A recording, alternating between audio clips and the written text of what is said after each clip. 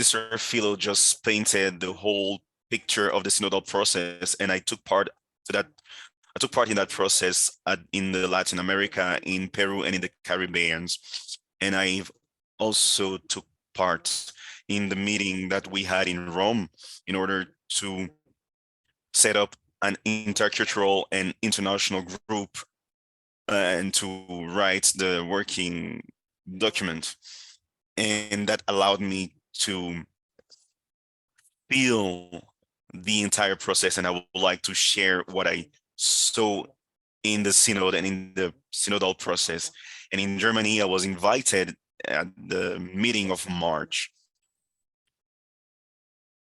They wanted people from other walks of life and other areas of the world in order to show their sincere interest in order to renew the synodal process with the church at the global level.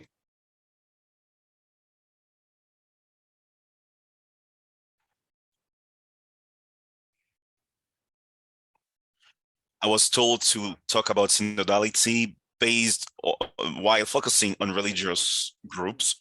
So I'm going to talk about women and male congregations and the mission of the church. The image you can see on the top right, in the top left, on the top right, sorry, is the people that took part in the religious process in South America and in the Caribbean. And we also, many groups helped us to have meetings through Zoom because it was really hard during the pandemic. And they allowed us to leave our call to be members of the people of God, whether as a sister, as a brother, as brothers and sisters, and for us religious sisters, we used to have no coordination apart from the issues of our ministry. But when it comes to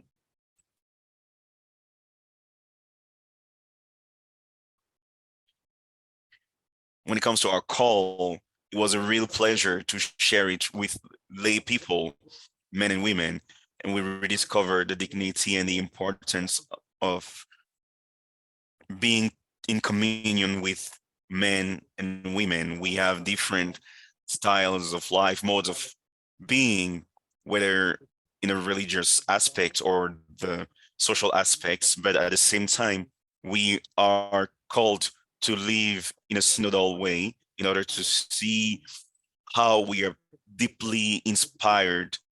We are called to share with others and to live with consistency. And it's really good to walk together on this path.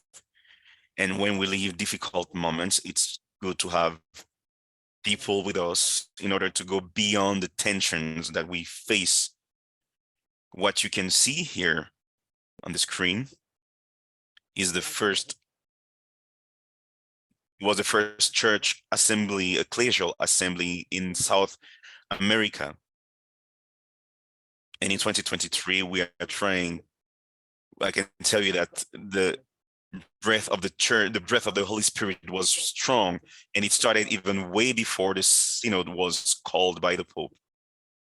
And I think we had the grace in Latin America to be prepared to leave that synod with more strength.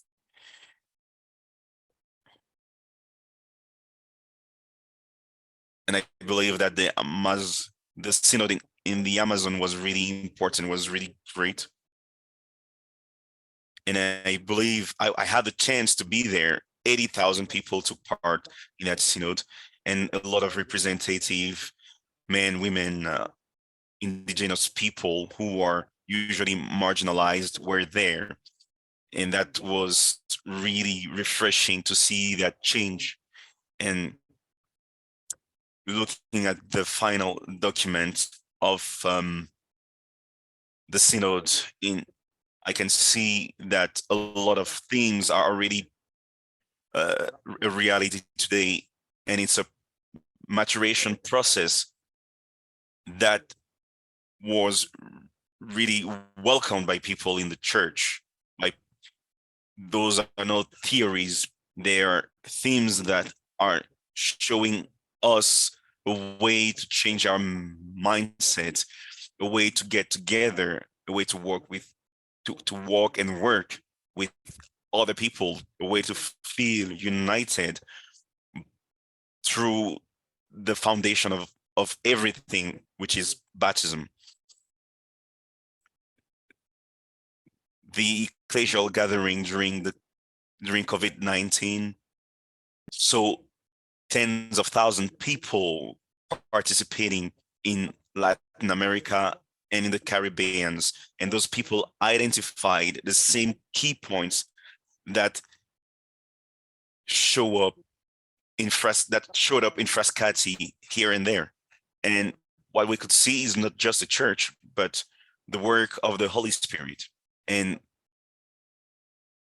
through that, many people that feel as members of the church and many people who support us, even though they don't think themselves as members of the Catholic Church, they still support us, they walk with us, and they feel the same thing, and they know where we should go so that the Spirit should change us and turn us into a more incredible church. So I was told to talk about the assembly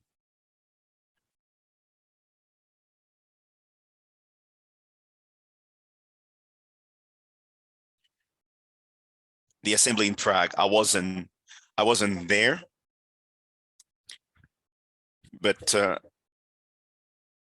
it was the first time that an assembly gathered men, women, religious men, lay people, in order to work as a church in Europe. We did it, as you can see, in person. There were 156 delegates, men and women, and we had people from Eastern Europe. We had also delegations that didn't have women in that process, especially in the Eastern Europe. And that was something that really hurt us. It was sad to see, but at least people gathered. And online, we had 300 delegates, men and women. But many people told me that it didn't really work. But at least they tried.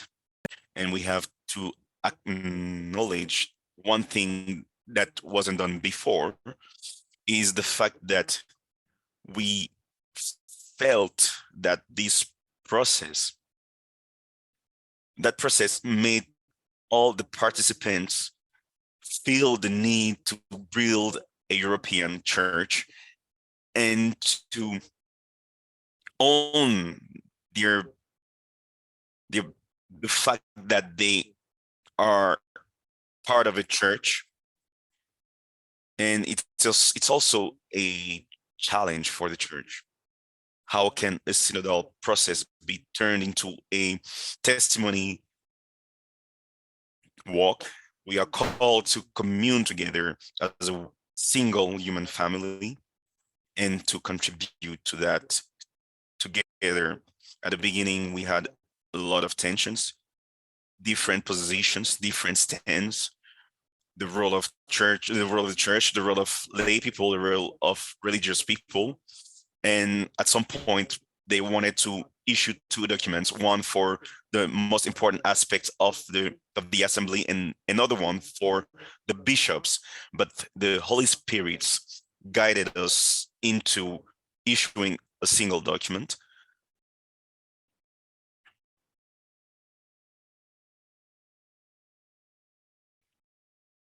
And regarding final observations, there was one about strengthening the place of women in the church.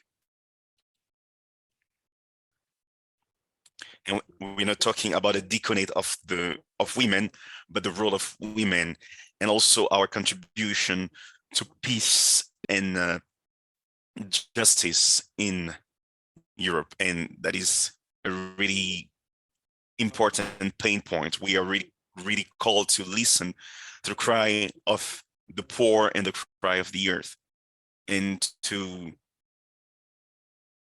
be accountable in Europe, because there are practices linked to justice and peace that resonate to other areas of the world. That was a step forward, but we need to put more step forward in order to go beyond our obstacles. We need to talk about our differences, but always while respecting other people. A lot of female participants cried, but shedding tears are part of the process that will take down walls and obstacles. We have to take stands without hurting other people. The synodal process in Germany, as you might as, as you might know,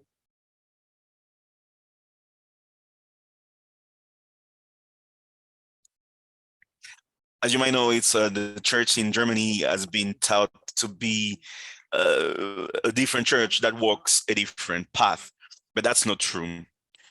The church in Germany is a church that wants to walk its own path. That's true, but in communion with the global church. They want to walk together with their brothers and sisters in faith at the global level. But it's also a church that wants to be attentive to the signs of the time. It's a deep church. And of one of the main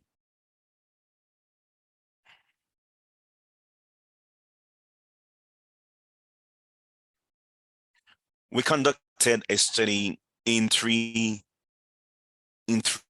cities, in Mannheim, Heidelberg, and in another city that I didn't get. So those three cities were cities where we had reports of sexual abuse from the Catholic Church, and those reports, that report when it was issued was really hurtful because it was shameful, and it was clear that the church was losing its credibility in Germany, and the synodal process in Germany the synodal process in Germany started with the intention to give more, or to recover the credibility of the church. They brought victims of sexual abuse in the forums from 2019 to 2023, and it was really impressive to see that.